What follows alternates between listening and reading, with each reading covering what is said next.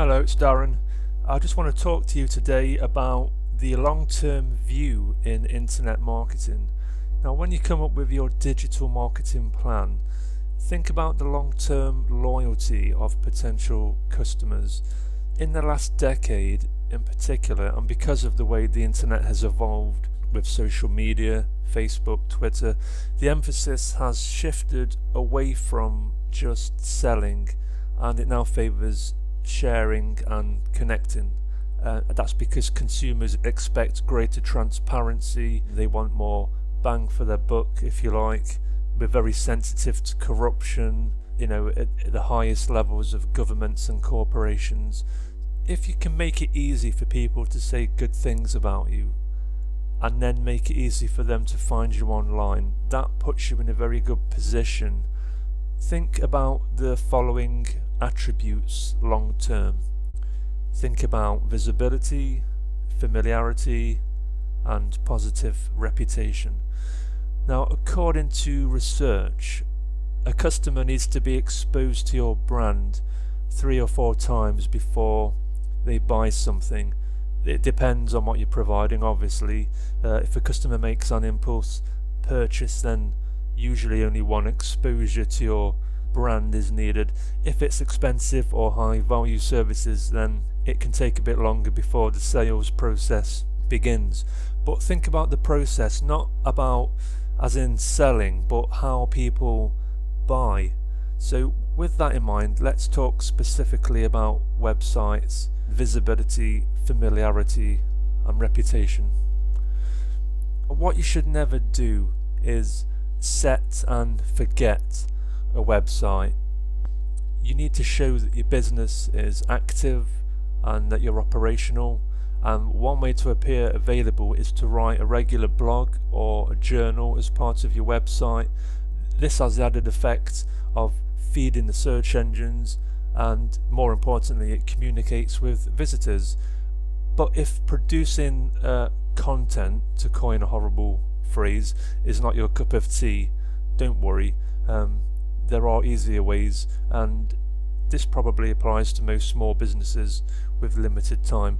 What you can do is, to appear available, is use embedded social media widgets, which can display your status updates and be inserted into the website itself. You've probably seen them before. If you're browsing a website, there'll be a box showing Facebook updates or Twitter tweets.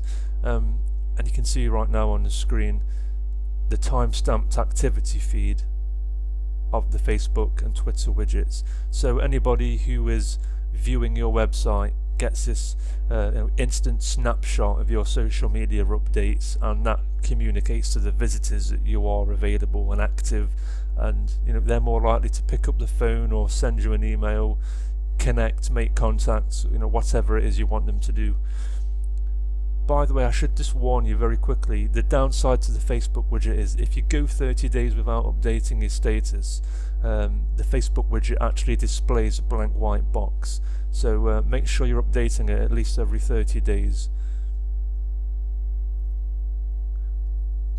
One of the issues with website visibility is that small businesses who don't have a website but do have lots of customers and lots of work, they often don't set up a website because there's this fear that turning down work during a busy period could somehow cause a problem or offend people, or waste people's time. And the other side to the coin is this notion that if they do get a website, that once they've squeezed sales out of a website, then the site can be taken offline and taken apart and just left offline, perhaps re-uploaded sometime in the future. That's a misconception, and an example of that would be if you're a gardening company and most of your work is seasonal, say during summer, it might be tempting to take your website down during the winter but then put it back up online during summer. That's a really bad idea, and let me present a solution to this. If you do have a website and you are fully booked or unavailable, sold out, indisposed, You can make it clear with a message on your website, and you could either place the message directly on the site, or you could use the social media widgets. Just let people know what's going on. People would appreciate that. They can always come back, in a couple of weeks' time when they know you're going to be available, and perhaps they could pick up the phone, make an inquiry. The other thing you can do is take customers' contact details, put them into a spreadsheet, compile a database. You could have them opt into an email mailing list. You could have them follow you on Twitter or Facebook. Basically what you want to do is, and without being annoying or obtrusive, you want to find a way to connect with people and frequently remind them about you so that you're in their thoughts.